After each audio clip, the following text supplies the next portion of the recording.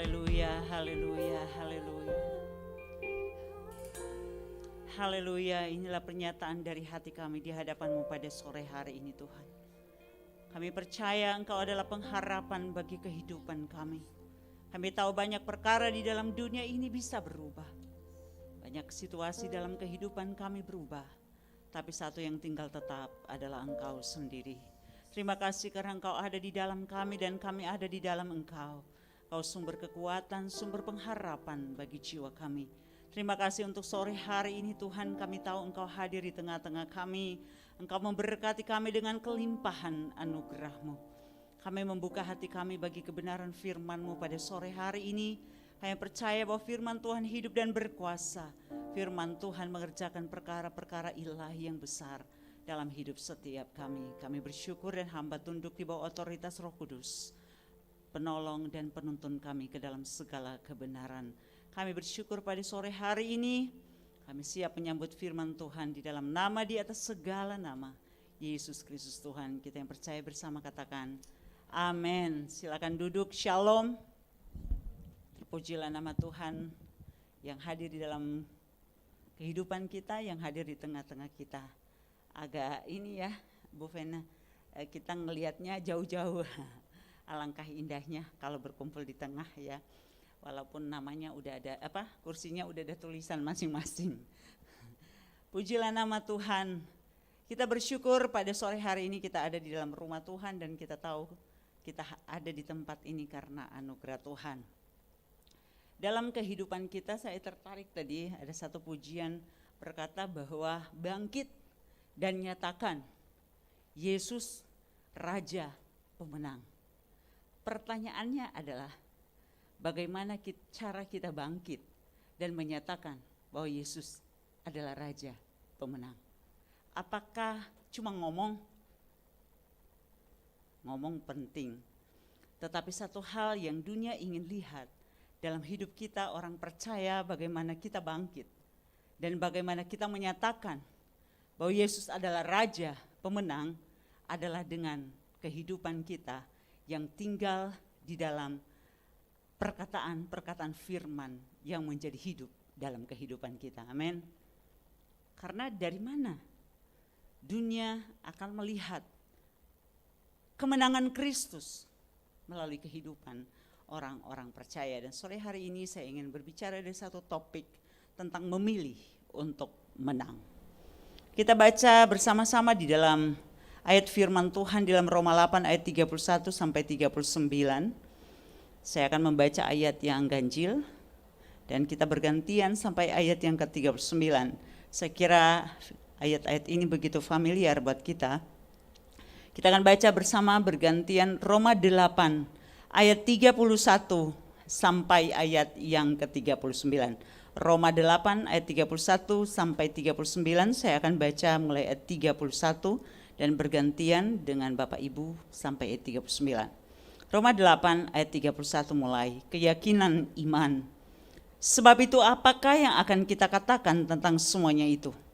Jika Allah di pihak kita, siapakah yang akan melawan kita?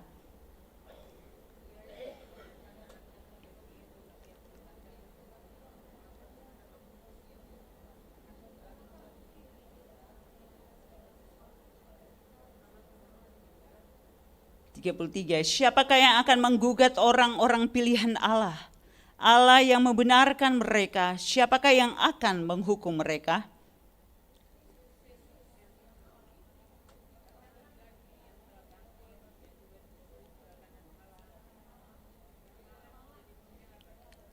Siapakah yang akan memisahkan kita dari kasih Kristus?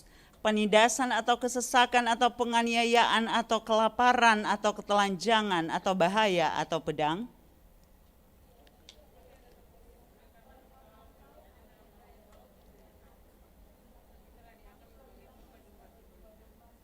Ayat 37, mari sama-sama. Tetapi dalam semuanya itu, kita lebih daripada orang-orang yang menang oleh Dia yang telah mengasihi kita. Ayat 38.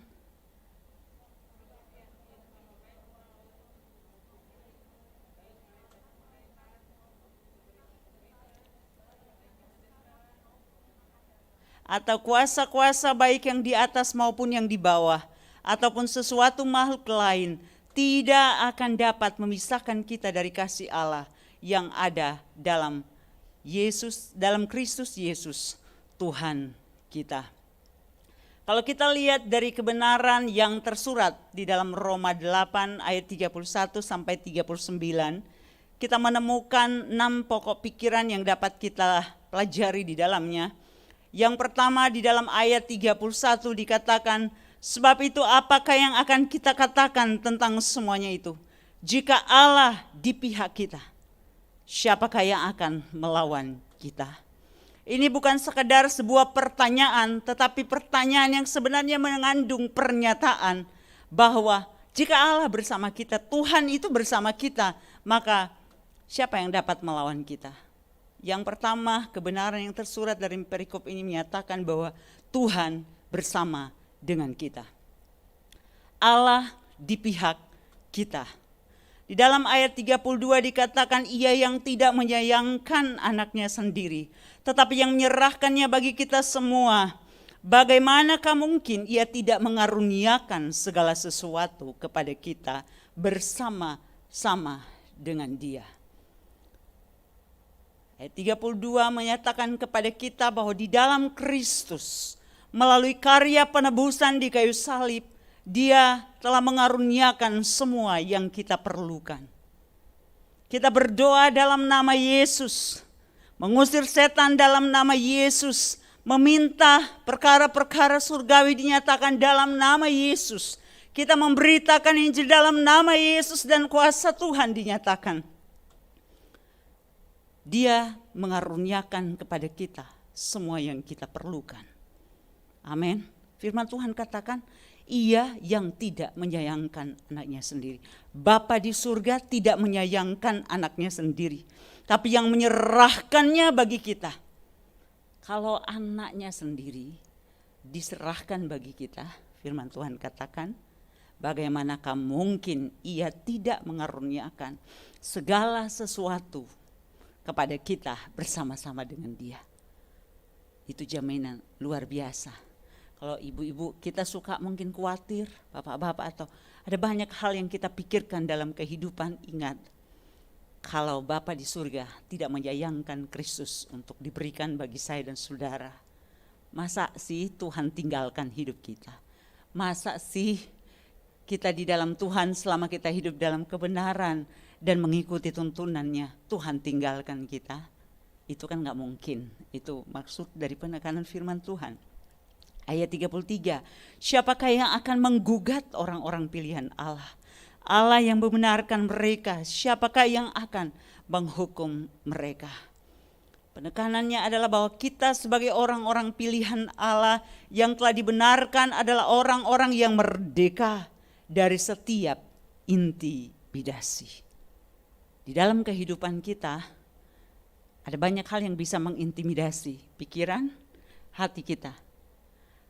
Keadaan-keadaan, pergumulan-pergumulan, tantangan-tantangan, kata-kata atau apapun yang kita alami dalam kehidupan. Tapi firman Tuhan katakan, siapa yang akan menggugat? Orang-orang pilihan Allah yang hidup di dalam Dia tentunya, yang memilih Kristus dalam kehidupan kita. Yang keempat di dalam ayat 34, Kristus Yesus yang telah mati, bahkan lebih lagi yang telah bangkit, yang juga duduk di sebelah kanan Allah, yang malah menjadi pembela bagi kita. Kristus adalah pembela kita yang bersyafaat bagi kita. Dia, kalau di dunia ini ada pengacara, pembela yang mempelajari kasus-kasus dan membela kliennya. Tapi kita punya pengacara di sorga yang melintasi segala langit. Dia Yesus Tuhan kita. Dia menjadi pembela bagi kita dan Dia bersyafaat bagi kita.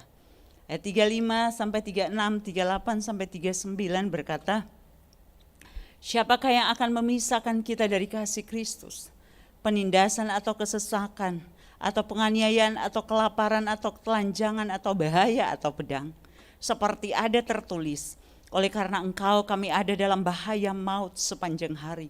Kami telah dianggap sebagai domba-domba sembelihan. Di dalam ayat 38 sampai 39, sebab aku yakin bahwa baik maut maupun hidup, baik malaikat-malaikat maupun pemerintah-pemerintah, baik yang ada sekarang maupun yang akan datang, atau kuasa-kuasa baik yang di atas maupun yang di bawah, ataupun sesuatu makhluk lain, tidak akan dapat memisahkan kita dari kasih Allah yang ada dalam Kristus Yesus Tuhan kita. Kebenarannya adalah tidak ada kesusahan dan pergumulan apapun di dalam dunia ini yang dapat memisahkan kita dari kasih Kristus.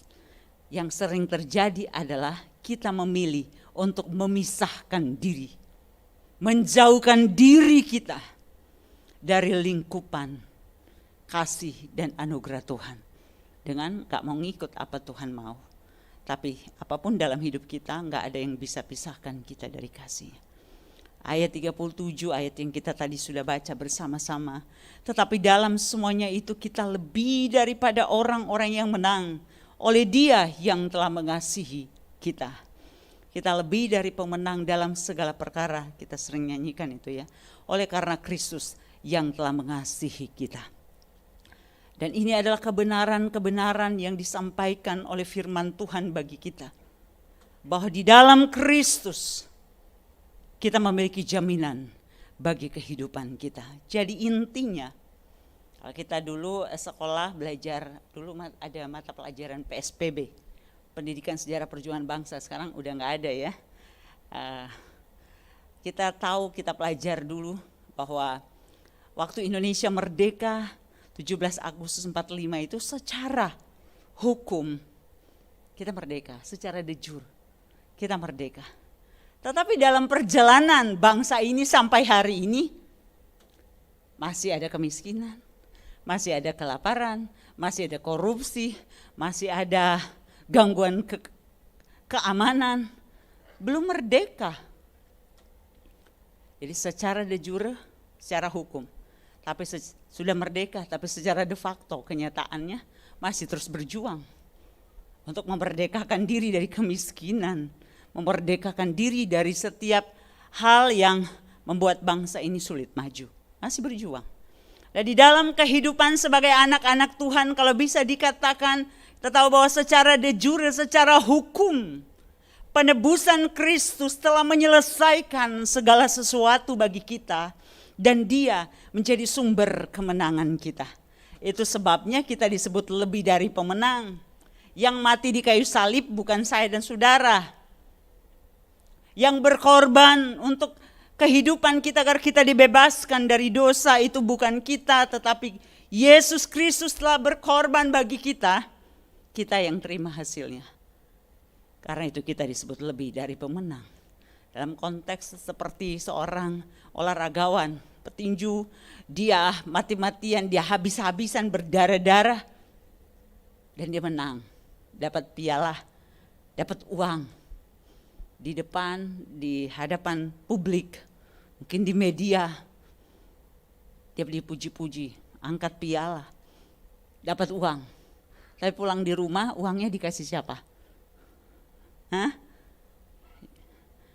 Istrinya, diberikan untuk keluarganya. Yang pemenang itu siapa? Pemenang petinju itu. Yang lebih dari pemenang siapa? Istrinya, yang dapat duitnya. Yang dia nggak bertinju tapi dia juga ikut terangkat. Hidup kita seperti itu. Secara hukum Kristus berkorban bagi kita. Kita lebih dari pemenang. Sekarang kita bahkan kadang-kadang kebablasan. Orang Kristen mau klaim itu dalam nama Yesus. Padahal firman Tuhan itu mengandung dua hal ya. Janji dan perintah dan janji. Kadang-kadang kita ngambil janjinya. Mau-maunya kita klaim janji Tuhan. Tapi lupa janji itu berlaku kalau kita hidup dalam perintah. Enggak lakukan perintah, tapi demen itu, klaim janji Tuhan. Hanya anak-anaknya yang berhak untuk menerima warisan Bapaknya. Kita hidup dalam Dia, Dia di dalam kita. Secara de jure, secara hukum, kita lebih dari pemenang. Tapi secara de facto, secara kenyataannya bahwa kita masih harus terus berjuang. Firman Tuhan katakan, kerjakanlah keselamatanmu dengan takut dan gentar. Lah, Tuhan Yesus sudah kerjakan buat kita. Maksudnya adalah bagaimana kita berjuang hari demi hari untuk menghidupi kebenaran di dalam keselamatan yang Allah berikan bagi kita. Kita masih berjuang. Hari ini kita berdoa sorak-sorai, lompat-lompat, kita mendeklarasikan kebenaran, tetapi kita masih mengalami pergumulan. Kita masih merasakan sakit. Kita bisa mengalami kesusahan, tantangan dan penderitaan yang membuat kita harus mengambil keputusan yang menentukan dalam hidup kita. Dan itu ternyata gak mudah. Karena kita masih tinggal dalam daging, kita masih hidup dalam dunia ini. Kristus telah memberikan kita kuasa untuk menang. Dia menunjukkan kepada kita juga jalan kemenangannya. Dia berikan kita kuasa untuk menang oleh kuasa penebusan Kristus bagi kita. Bukan hanya sampai di situ, Kristus memimpin kita kepada jalan kebenangannya dengan kebenaran firman Tuhan. Dan dia juga menopang kita untuk hidup dalam kemenangannya melalui syafaatnya bagi kita. Roh Kudus diberikan bagi kita menjadi kekuatan untuk hidup dalam kemenangan. Tetapi dalam semuanya itu, diri kita sendirilah yang harus memilih kalah atau menang. Kadang-kadang orang suka salahin Tuhan ya. Padahal Tuhan bilang kita lebih dari pemenang. Kenapa saya gagal? Kenapa saya tidak bisa menang? Ada banyak orang Kristen yang berkata, untuk hal-hal lain saya bisa melakukan kebenaran, tapi untuk godaan yang ini saya gak bisa, saya gagal terus. Itu pilihan saudara. Kristus melakukan semua untuk kita. Tapi dalam perjalanan hidup kita, pilihan kitalah yang menentukan kita kalah atau kita menang. Kita deklarasikan kemenangan, tadi kita katakan bangkit, nyatakan Yesus Raja Pemenang melalui kehidupan kita dan pilihan-pilihan hidup kita. Ada 4 hal yang bisa kita pelajari pada sore hari ini, bagaimana memilih untuk menang. Saya tahu kebenaran, kuasa Tuhan diberikan bagi saya, penebusan Kristus cukup bagi saya. Tapi ada banyak hal dalam kehidupan di mana kita harus memilih untuk diri kita. Apakah kita berjalan maju atau menyerah? Apakah hati kita akan ternodai atau kita jaga untuk tetap benar? Itu tidak mudah. Apakah kita akan jatuh dalam godaan atau kita bertahan dan menang dan menjadi berkat? Itu pilihan. Dan 4 hal yang pertama dari kebenaran firman Tuhan kita belajar, yaitu kata percaya. Percaya bahwa Kristus adalah cukup bagi kita. Kristus adalah cukup bagi kita. Roma 1 ayat 17b, Galatia 3 ayat 11, Ibrani 10 ayat 38 bagian A berkata, orang benar akan hidup oleh iman. Itu bukan sekedar percaya, tetapi trust, mempercayakan diri, percaya penuh. Bukan hanya di dalam pikiran, tetapi dalam pengalaman hidup. Iman membuat kita percaya, trust bahwa pertama karya penebusan Kristus bagi kita adalah sempurna. Roma 8 ayat 32 tadi. Bahwa penyertaan Tuhan selalu ada bagi kita. Ayat 33 dan sampai 35 tidak ada yang dapat memisahkan kita dari kasih. Dan kasih karunia Tuhan cukup bagi kita. 2 Korintus 12 ayat 9. Bahkan dalam kelemahan kita ada kasih karunia Tuhan. Dalam sakit kita, dalam penderitaan kita, dalam tantangan hidup kita, ada kasih karunia Tuhan yang cukup bagi hidup kita. Dan itu hanya dapat dimengerti, diterima, dan dijalani oleh orang-orang yang percaya. Dalam arti punya iman, terima itu, dan jadikan itu kehidupan bagi kita. William Barclay menuliskan seperti ini. Iman adalah kata emas bagi Paulus. Dia penulis, saya kutip ini dari salah satu buku tentang perjalanan Rasul Paulus. Iman bagi Paulus, karena saya mengutip kebenaran firman Tuhan, baca teks kita itu dari tulisan Rasul Paulus. Iman bagi Paulus berarti kesetiaan yang tidak dapat digoda oleh apapun. Iman adalah penyerahan diri yang mutlak kepada Kristus. Iman adalah keberanian untuk mengambil resiko hidup bagi Kristus. Iman bagi Paulus melenyapkan segala ketakutan terhadap apapun. Kesetiaan yang tidak dapat digoda oleh apapun. Charles Swindoll, saya suka membaca tulisan-tulisannya yang ringan tetapi dalam. Menuliskan seperti ini, kasih karunia Tuhan lebih besar daripada kelemahan dan kekuatan kita. Kasih karunia Tuhan cukup untuk memampukan kita melewati setiap duri dalam hidup kita. Kita mengira kasih karunia Tuhan sempurna di dalam keberhasilan, tetapi sesungguhnya di dalam kelemahanlah kita menemukan kekuatan Allah. Rasa sakit dan penderitaan, kesulitan dan tekanan akan mendorong kita untuk berlutut. Pada titik itulah Allah masuk dan bekerja. Jadi kadang-kadang ketika kita ikut Tuhan, kalau bisa kita mengalami perkara-perkara yang menekan hidup kita.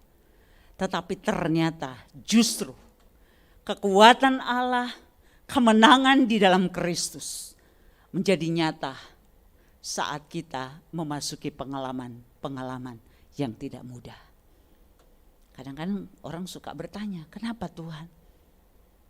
Kita tahu Tuhan punya tujuan, tapi Tuhan ingin menunjukkan Dia adalah Allah yang perkasa, kuat dan penuh kemenangan. Bukan hanya dalam deklarasi pujian kita, tetapi di titik-titik kehidupan kita yang bagi dunia itu nampaknya titik terlemah. Tapi di situ kekuatan Allah nyata bagi orang yang percaya dan menyerahkan hidup kepada Tuhan.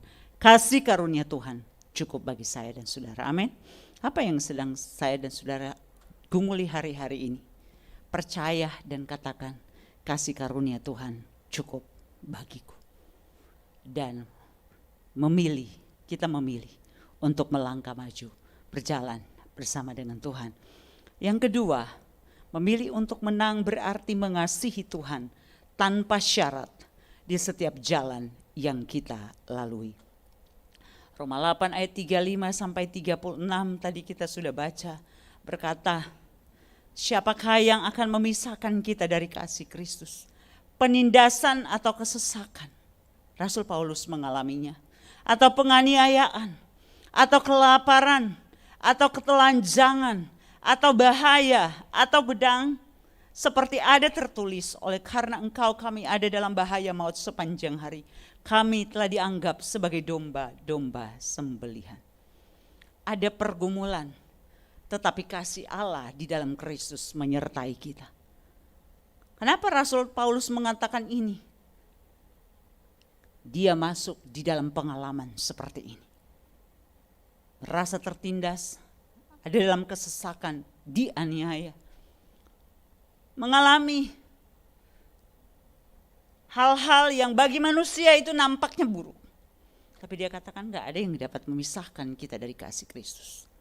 2 Korintus 4 ayat 8 sampai 11, 2 Korintus 11 23 sampai 27 malah di situ dituliskan bagaimana tantangan dan pergumulan yang dialami Rasul Paulus tidak menyurutkan kasih dan pengabdiannya kepada Tuhan. Dia tulis itu berapa kali dia diderah, berapa kali karam kapal, berapa kali dia mengalami hal-hal yang buruk.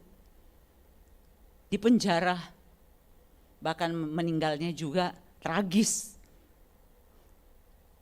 Syahid.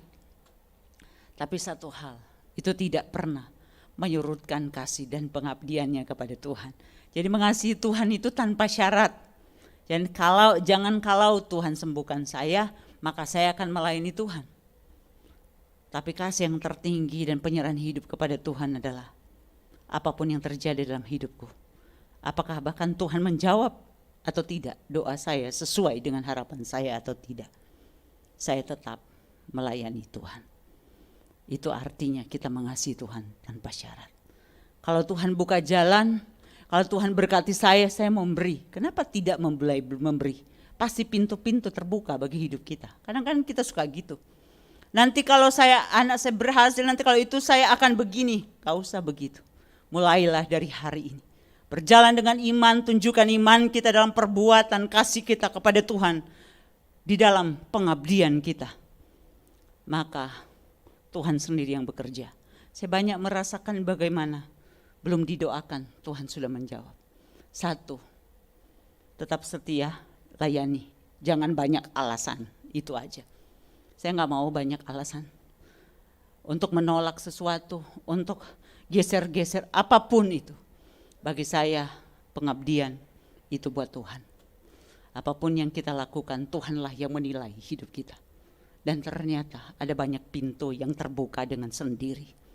Ada banyak cara Tuhan menolong. Kalau soal nggak ada duit sama sekali, tapi tetap pergi pelayanan, tetap isi bensin dan pergi. Nggak ada pikiran apa-apa.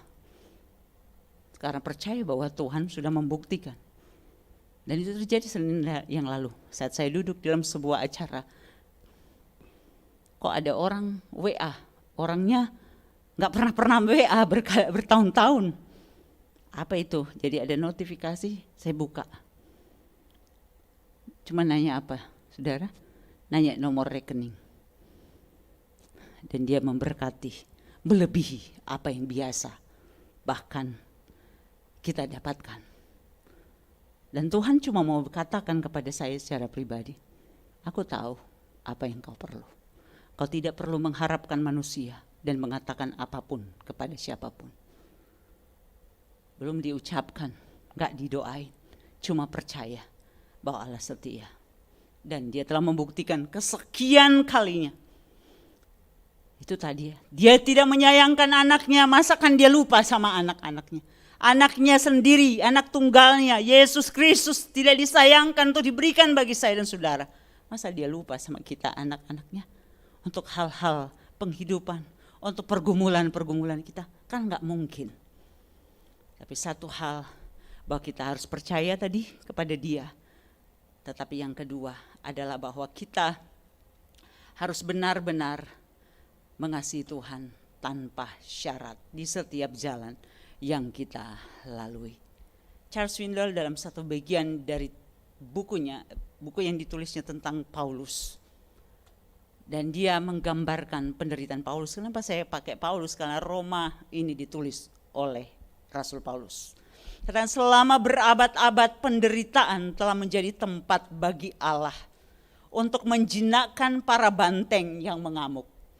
Saya suka bahasa yang digunakannya. Ujian berupa sakit, penyakit, dan kesulitan adalah sekolah Allah, di mana orang-orang Kristen belajar tentang kerendahan hati, tentang belas kasihan, tentang karakter, tentang kesabaran dan kemurahan. Hal itu berlaku bagi Saulus untuk menjadi Paulus dan berlaku bagi setiap kita yang percaya. Charles Swindoll menggambarkan bagaimana Allah menggunakan penderitaan jadi tempat untuk menjinakkan dalam tanda petik. Para banteng yang mengamuk adalah orang-orang yang berjiwa keras. Kadang kita di dalam hati kita berontak, punya maunya sendiri. Di luar sih kalem, tapi Allah tahu apa bagian yang perlu dibentuk dalam hidup ini.